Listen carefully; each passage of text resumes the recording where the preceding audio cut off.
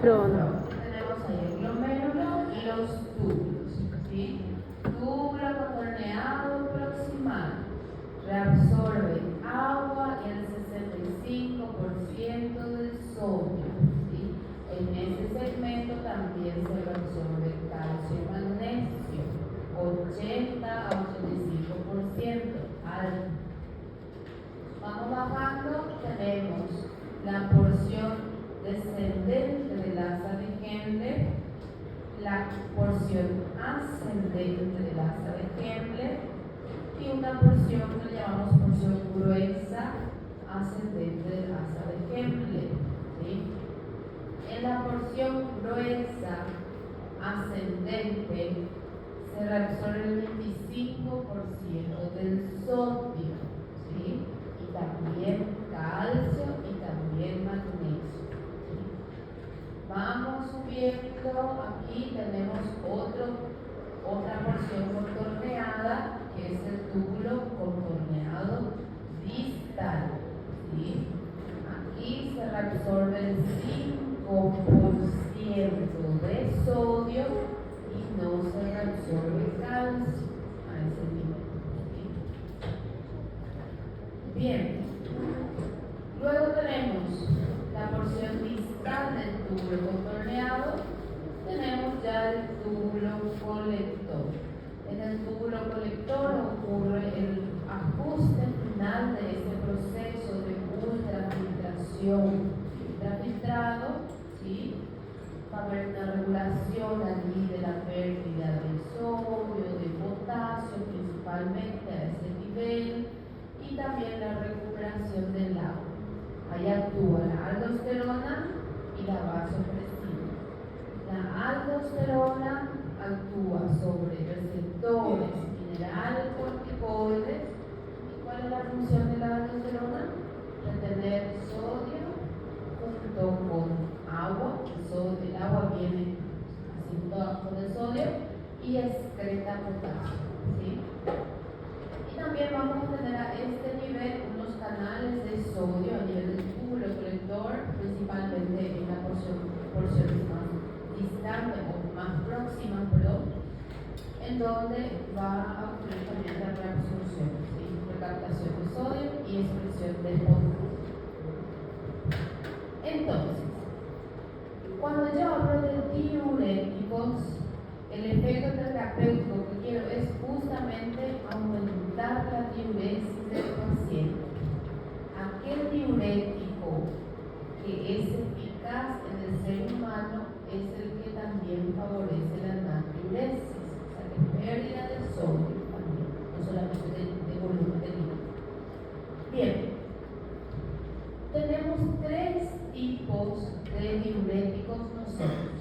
Tenemos los diuréticos de Lassa, diuréticos diacídicos y los ahorradores de potasio, ¿sí? ¿Dónde actúan los diuréticos de Lassa? En la porción gruesa ascendente del asa de Henle, inhibiendo a un transportador o transportador de sodio, potasio, 2 cloros, que se encuentra en la membrana luminal de ese tubo, ¿sí? Luego tenemos otro diurético que es menos potente que el de Lassa, que se encuentra en el túbulo contorneado distal. ¿Cómo se llama? Diuréticos diacídicos. Muy bien. Los diuréticos diacídicos bloquean a un transportador, a un canal que es el de sodio-cloro, ¿sí? Y seguimos. Tenemos a otros diuréticos ahorradores de potasio que actúan en las porciones más distales, dice el libro, del túbulo colector y el contorneado distal, que son los que dependen de potasio y los independientes de aldosterona, dependiente de aldosterona e independientes de aldosterona, ¿sí? Los que son dependientes de aldosterona van a actuar sobre un receptor, que es el receptor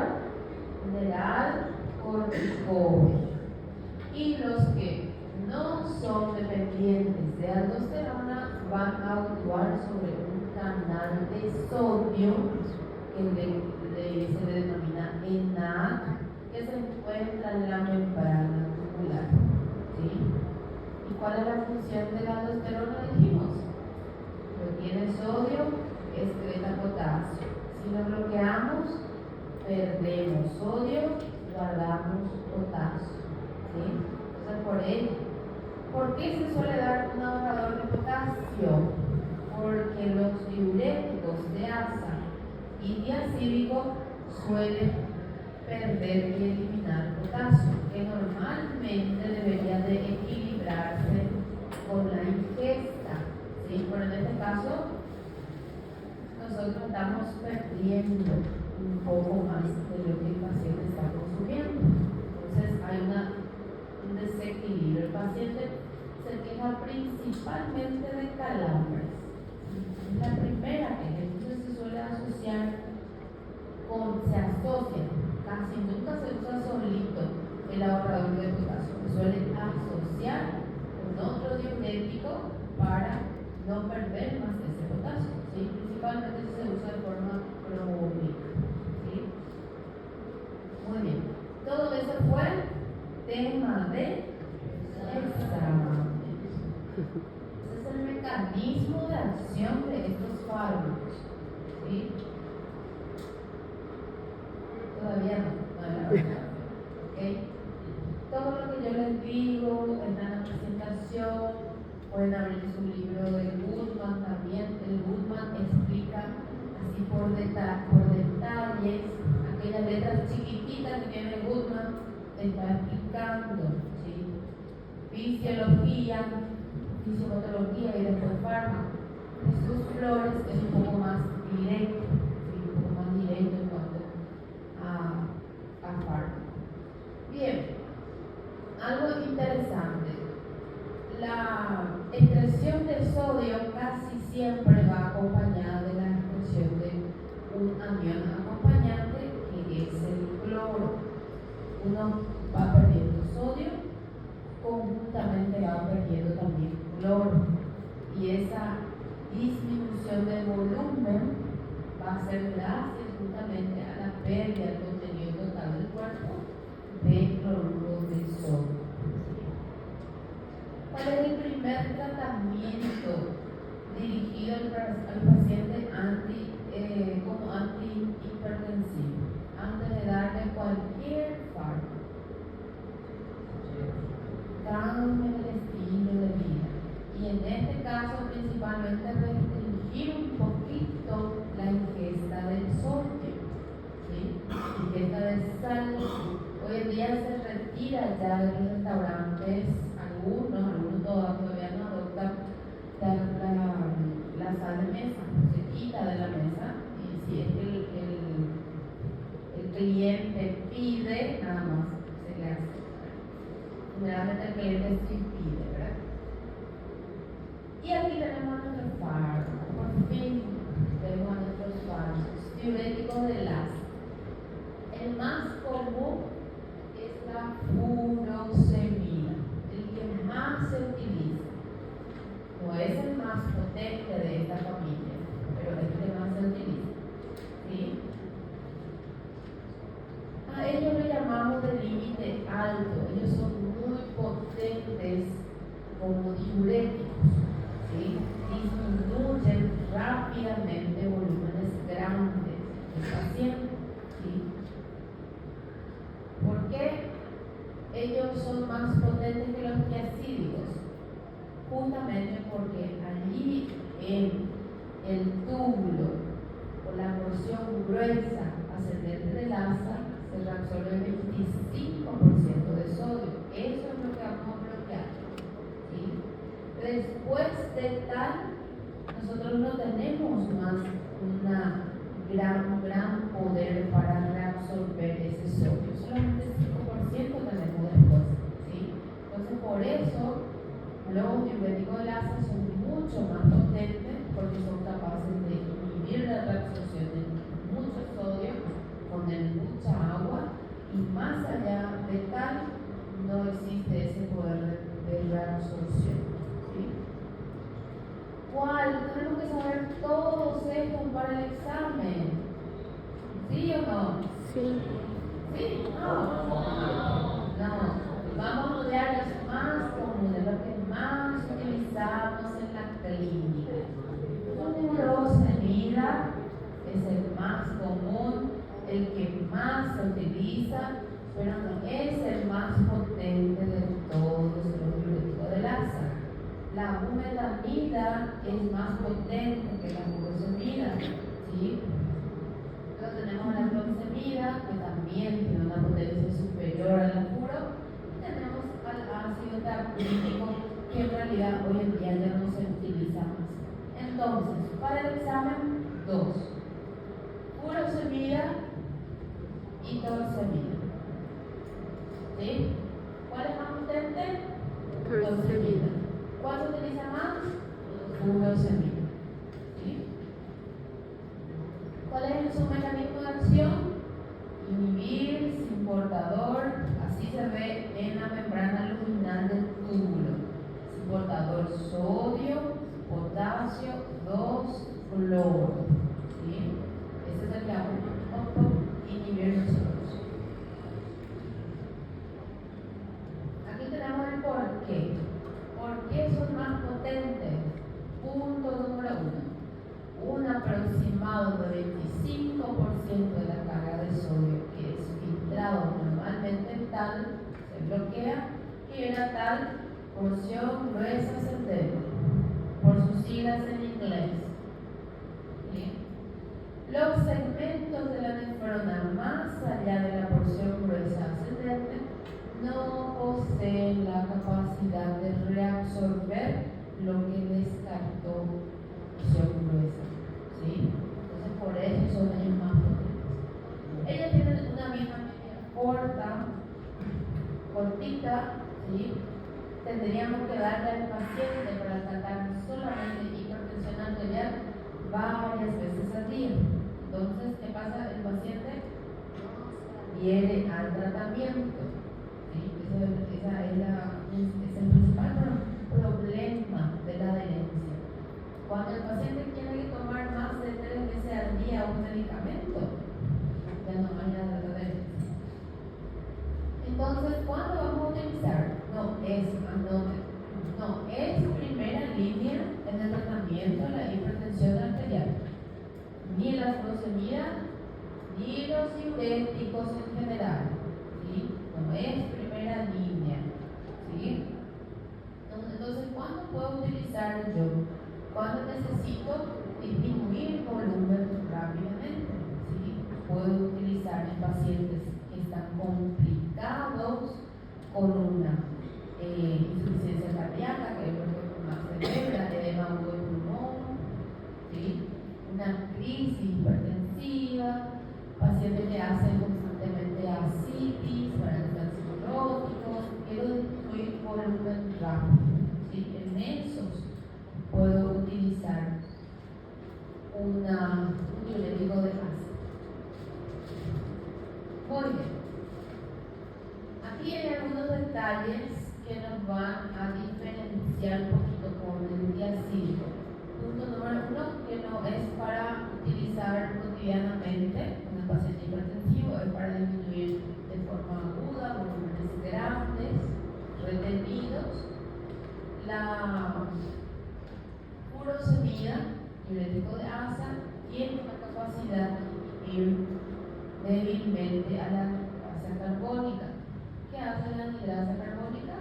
Retiene bicarbonato. ¿Sí? Al ser inhibido débilmente, entonces se pierde un poco de bicarbonato. ¿Sí?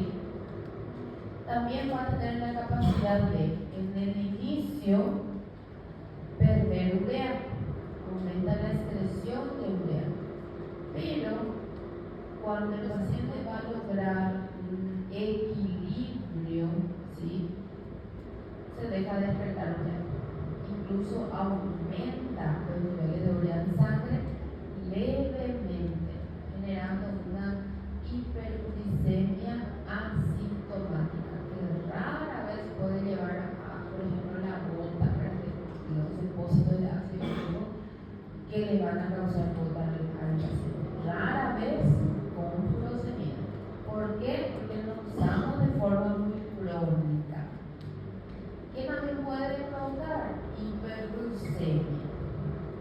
los diuréticos, y esto va para el diacídico también, ejercen una resistencia a la acción de la insulina y también van a tener una alteración, o van a dar una alteración en cuanto al metabolismo de las grasas, ¿sí? Entonces el paciente va a cursar con hiperglucemia, aumento de colesterol y aumento de triglicéridos, ¿sí? Pero esta hiperglucemia no debe de ser tan grave, a mi parecer. Debo considerar en cuanto a le puede o puede ser factor de riesgo para que el paciente desarrolle una diabetes mellitus. No se ha visto tanto porque se suele usar de forma aguda, no se usa de forma crónica con los de ASA, ¿sí? Ahora, los diacídicos sí se utilizan de forma crónica, ¿sí? Muchos se utilizan los diacídicos y ellos van a ejercer hiperglucemia también al paciente. Entonces, puede sí considerarse ya de riesgo para desarrollar una diabetes por esa hiperglucemia ejercida por esa resistencia a la acción de la insulina, ¿sí?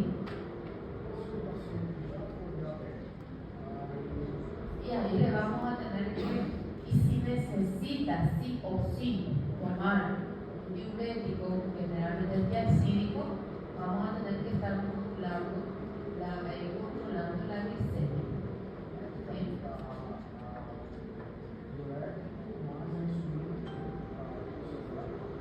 No siempre es insulina, no siempre, dependiendo. Puede ser otro hipoglucemiante también, ¿sí?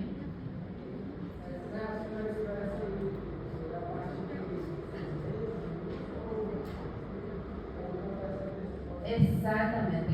Recuerden ustedes, todas las reacciones adversas, cuanto más el paciente utiliza el medicamento, mayor dosis y mayor tiempo, peores van a ser las reacciones adversas. La furosemida además no solemos utilizar de forma crónica, a no ser que, por ejemplo, tengo un paciente que está con una alteración renal, ¿verdad? Está con una insuficiencia renal, está con una tasa de filtración glomerular menor a 30 ml por minuto y es hipertenso, yo voy a tener que usar furosemida cada vez para tratar de disminuir la tensión arterial probablemente, ¿sí? Porque no le puedo quitar cualquier fármaco por su falla renal, ¿verdad? Entonces en ese caso sí van a aparecer las reacciones adversas. A mayor tiempo, más reacciones adversas. ¿Y qué yo tengo que hacer? Estar contrarrestando esas reacciones adversas, ¿sí? Así como vimos con glicocorticoides, ¿recuerdan?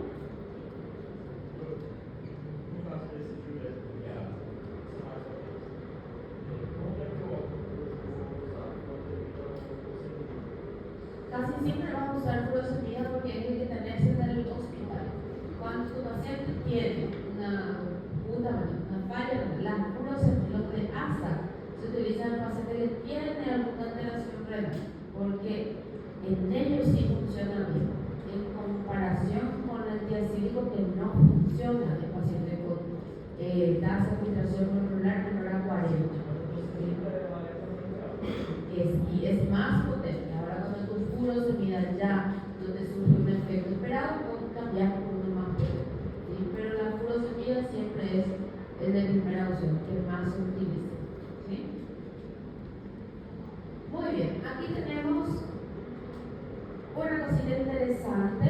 Nosotros vamos a perder calcio y perder también magnesio cuando utilizamos un diurético de ASA. ¿Por qué? Porque en esa porción también se reabsorben estos